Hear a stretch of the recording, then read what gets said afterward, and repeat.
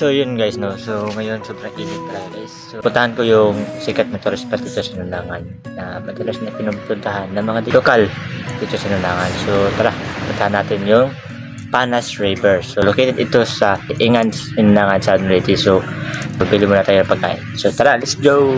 So prepare tayo ng gamit guys. So dalhin natin yung camping chair natin. Tara, let's go!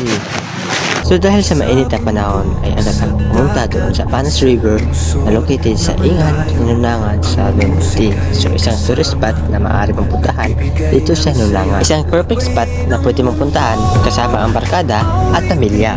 At dahil sa mainit na panahon ay hindi ko na matiis ang init dito sa bahay. Kaya pupuntahan ko ang Panas River.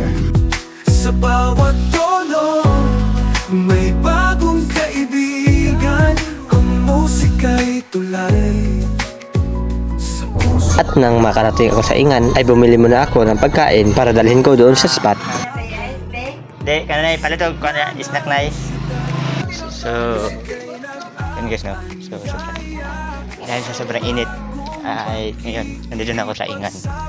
At tara, dahil nakabili na ako ng pagkain na aking snack doon sa taas. Ito yung daan guys. So doon papunta yung sa Panas at yun yung Nulangan. So dito kami sa dyan.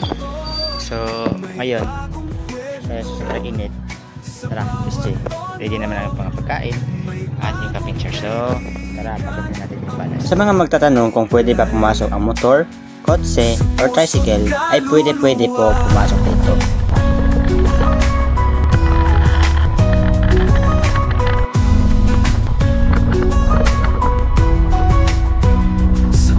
Sa ilang minuto sa ating biyahe, ay natin ang Panas River. So, ngayon, araw is nandito na ako sa Pangas. At yung entrance pala dito guys ay 20 pesos entrance fee para makaligo ka rito ng gandang lugar at napakalinaw ng tubig at napakalamig ng tubig dito sa lugar na to. So, guys, tara, tignan natin yung lugar.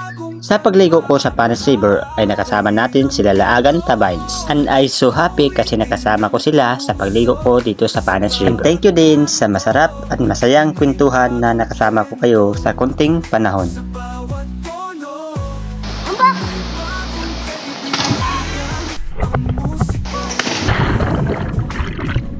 And this time, pinahawak ko sa kanila ang aking GoPro at nang mag-check na ako sa video para mag-edit, ito yung nangyari.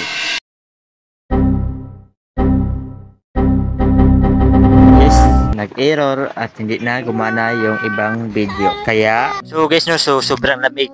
Nilalamig na ako kaya umalis na ako dun sa tubig kasi sobrang lamig na talaga. So, anong oras na din. So, matagal-tagal na tayo nakababad doon sa tubig. Kaya, thank you sa naging part at naging nakasali sa ating video ngayong araw.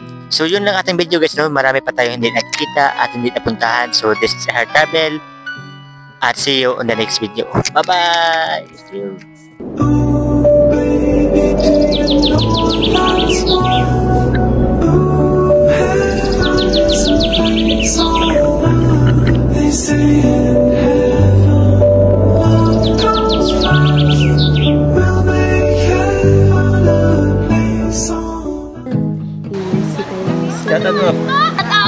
Punta sa Laagan Tabines.